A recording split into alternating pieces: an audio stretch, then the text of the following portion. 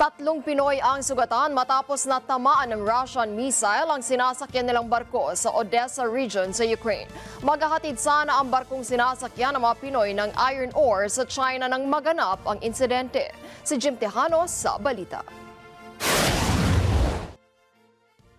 Ligtas na ang kalagayan ng tatlong Filipino seafarers na nasugatan matapos tamaan ng Russian missile ang kanilang Liberian flag civilian vessel habang papasok sa Black Sea sa port sa Odessa region.